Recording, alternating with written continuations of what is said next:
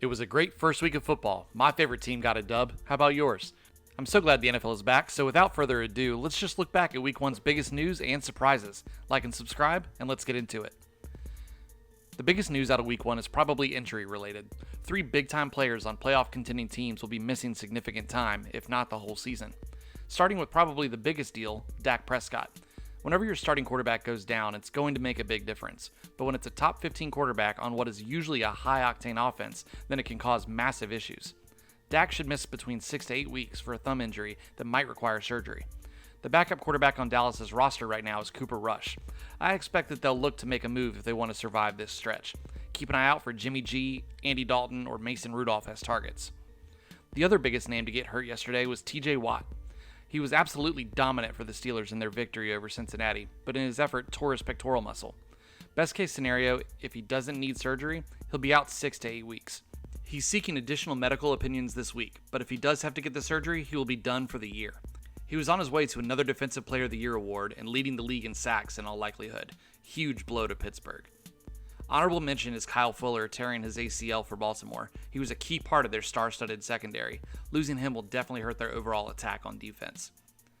Next, let's look at some of the biggest surprises. First and foremost, I want to go ahead and eat crow and acknowledge that Patrick Mahomes is going to be just fine without Tyreek Hill. The guy is an absolute stud, and I think his coaches have turned up their creativity to account for one less superstar on that side of the ball. Travis Kelce is still Travis Kelce as well. You might not have been surprised by his performance, but I didn't expect it to be that easy still.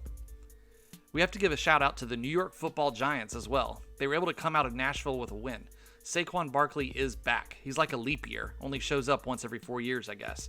But man, did he dominate yesterday. 194 total yards and a touchdown. They had to count on a missed 47-yard field goal at the end for them to win, but for the Giants to even be in the game, that was a surprise for me. The Chicago Bears beat the 49ers in a game where all you could do was run the ball.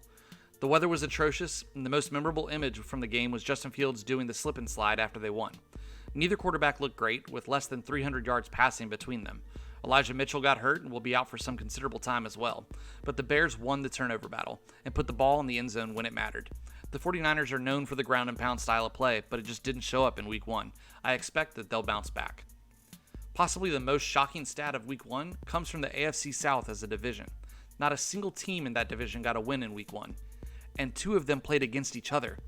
The Colts and Texans tying in week one has got to be so disappointing for each team. The Colts because they probably expected this to be a fairly easy win, and for the Texans because they played really well but just couldn't finish it. Davis Mills looks pretty solid, and Michael Pittman Jr. is going to be a star, so both teams are still in it. Someone has to win the division, and right now, they're tied for first with a tie.